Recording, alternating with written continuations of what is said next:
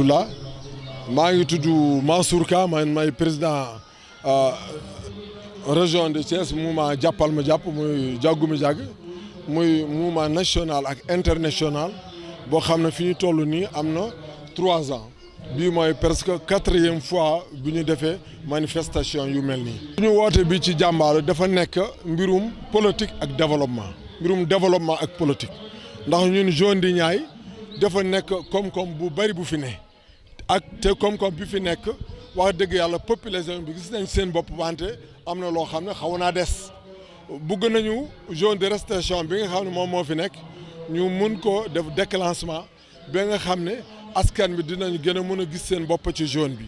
ak encore am na ay dëkk yoo xam ne dafa enclavé dëkk yooyu itam dañu bëgg léegi mu am ay poste ay case de santé mu am ay latrik mu am ay tuuti éducation ak encore emploi bi nga xam ne tey moom moo nekk ci usines yi ñu def pexe ba xale yi muñ ciy liggéey te xale yi mbir moomu xaw naa sooxe waaw muy ICS muy GCO muy bi nekk muy Africa Énergie bi waa ji ñëw ak bi nga xam ne moom moo nekk Tobène bi nga xam ne moom moo nekk Taïba Ndiaye yooyu yëpp boo seetee xaw naa manqué ndax boo seetee zone de Niayes amul kenn koo xam ne mu ngi def présent ci ICS ci usines yi loolu nag dañoo bëgg président de la république mu gën a geestu nit ñi encore tam ñu ngi def président de la république ndax bi ñu amee fii ay jafe-jafe ci zone restauration ci tableau yi bi ñu ko waxee dafa yónni ministère de l'environnement Thierno Dieng ñu waxtaan ci bi mu demee président joxe ndigal ñu dindi loolu ñooñu dañ ko ci sant wante nag dañuy labbaliwaat pour président gën a xam ne zone di Niayes mu ngi ci gennaawam wante am na yu des yu bëri te encore population de zone di Niayes itam dañuy wax ne pourquoi mënuñu toog ak président de la république ñu mu am audience bind nañu wax nañ ci télévision yi wax nañu kilifa yi fi nekk te loolu dafa te boo seetee calendrier am dafa saturé ndax ay audience te boo seetee zone di Niayes bokku ci te zone di Niayes boo defee Sénégal ñaari pàcc yëpp zone di Niayes mu ci wàllu agriculture ci wàllu élevage ci wàllu pêche ci wàllu environnement ci wàllu zircon ci wàllu phosphate ci wàllu minier loolu yëpp tey boo seetee ñun am nañ ci à 100% kon ne wax dëgg yàlla président war na tam mën a gëstu nit ñi te boo seetee branlon boo xam ne am nañ ko muy au conseil économique et social wala au conseil territorial wala député assemblée nationale depuis 1960 ba léegi kenn lañ ci am moom mi nga xam ne moom moo jiite mouvement jàppal ma jàpp bi nga xam ne tey man maay président régional bi. asalaamaaleykum man Absa Deme laa tudd dëkk Jambaalo commune Darou Khoudoss nekk conseillère fii ci commune Darou Khoudoss bi encore. bokk ci mouvement jàppal ma jàpp mooy jàggu mu jàgg Arouna Mayel Sow nekk président bi Ala Jom yoo di nekk vice président bi ma ànd ceeg responsable yu taxaw yu dëgër yu ci mel ne président Mansour Ka président région bi ak président département bi Maodo Sow ànd ceeg communal bi Assane Bakh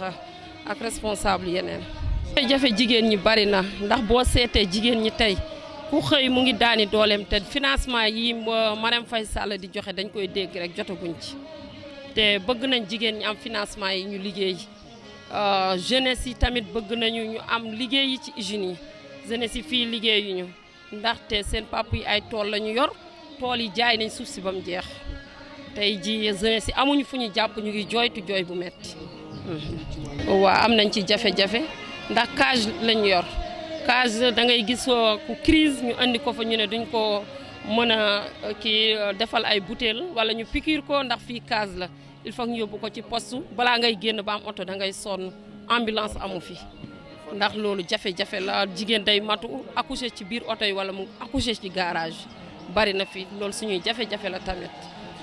fii si Jambaalo dëkk yi ñu wër fii bari na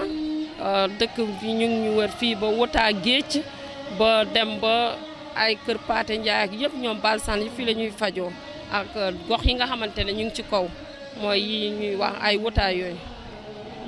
maire Timbil Dembarou Sow maire de Mbane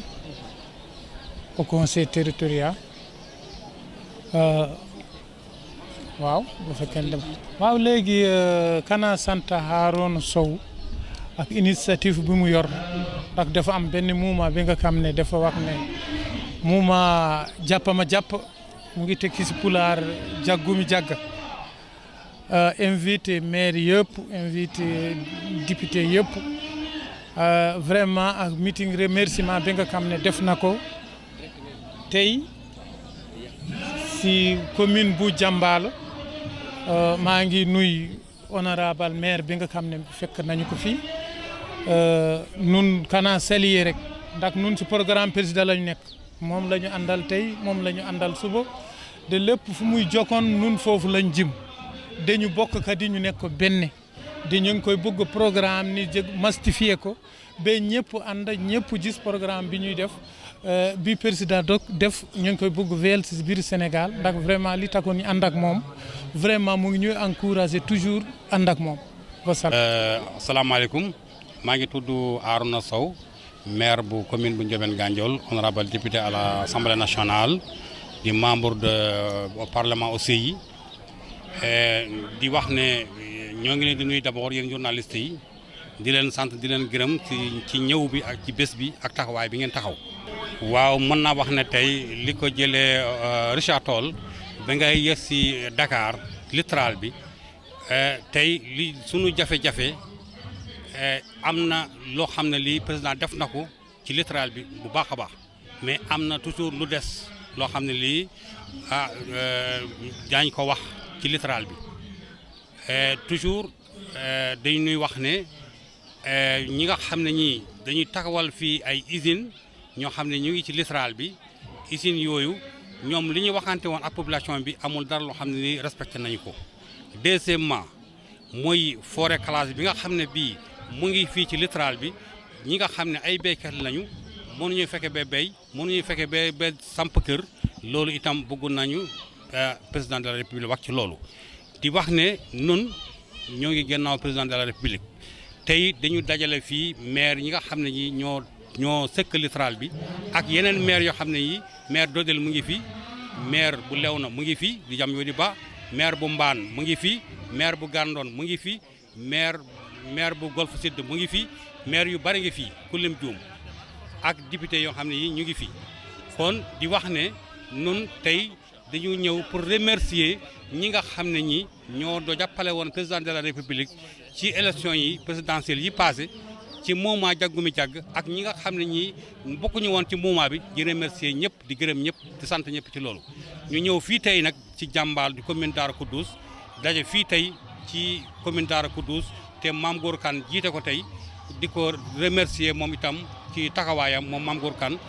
di remercier ñi ak conseil municipal bi yëpp. di remercier aussi mboolem ñi jógee Gandiol commune bu Ndiobène Gandiol conseil municipal bi mboolem ñi fa jóge ñëpp remercier naa leen gërëm naa leen sant naa leen. di remercier aussi ñi nga xam ne ñoo jóge commune bu Léona ñoom ñëpp ñëw nañu mobiliser nañu ñoom ñëpp ñëw ñu ànd ñëw fii ci bés bi tey ci Jambaalo kon des naa ne tey bés bu rëy la mbégte bu rëy la ñu am fay tii tey. di wax ne aussi nañu gën a ànd gën a rancé wu ci gannaaw ci gannaaw président de la république ñun loolu mooy sunu mbébét ci loolu la ñu soxla ëllëg loolu la ñu soxla suba ci loolu la ñuy dox incha allahu rabbi. waaw man maa ngi tudd Mamadou Ba Diamyodi ma nekk maire bu Léona nekk au conseil collectivité territorial nekk tam jiite filière soble bu Sénégal. waaw honorable wax na ko tey lii gën a tax ñu daje fi tey gërëm chef de l'État ba muy campagne def lu bari lu mu diggee 80% bi ñun teg nañ ci suñu loxo du tee nekk mu am ay jafe-jafe ñun jafe-jafe masoor bi ñu am mooy soble bi ren béykat yi dañu ko liggéey ba nekk ci njaay te jeexaluñu ministère commerce ak équipe am débarqué soble bi ci Ndakaaru béykat yëpp yàqule commerçant yi yàqule loolu ñu ngi ci wax président de la république na ci dugal loxoom ci lii ndax lii tax day tax béykat découragé wu day tax béykat day président dafa ñëwoon Potou mu ne ñu nañu béy 350 000 tonnes booba ñu ngi ci 250 000 tonnes indi nañu ko te 430 000 tonnes kon ne lii war consommateurs yi lii war ministère de commerce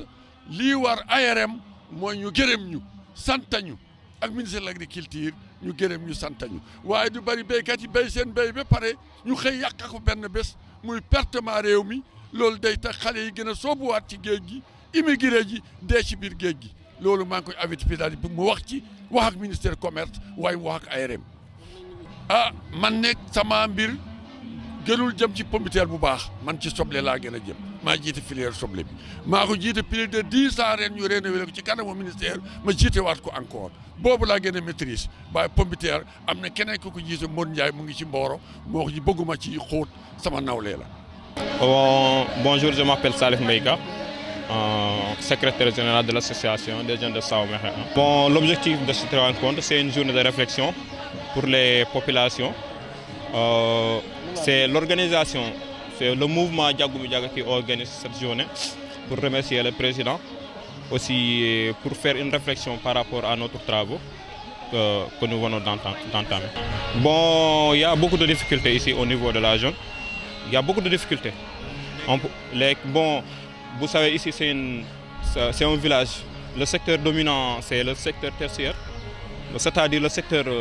c'est l'agriculture. C'est l'agriculture. Bon, il y a beaucoup de problèmes. On sait qu'ici, l'État doit nous subventionner. Les intrants, on n'est pas subventionné. Les semences, vous savez aussi, il y a comment dirais-je, les machines aussi. Il y a beaucoup de problèmes. Les jeunes aussi, il n'y a pas de travaux. Il y a des entreprises qui nous entourent, comme les ICL, les GCO. Mais il n'y a aucun jeune qui a été employé là-bas. Même un stage, moi-même qui vous parle, même un stage, je ne bénéficie pas d'un stage au niveau de ces entreprises. Même un journalier, c'est difficile pour l'avoir là-bas. Donc, il y a beaucoup de problèmes. Il y a d'autres quand même que je n'ai même pas cités, mais il y a autant. L'accès à la terre, bon, l'élargissement de la zone aussi. On n'a pas assez d'espace là où on doit habiter, le pâturage, il y a beaucoup de problèmes.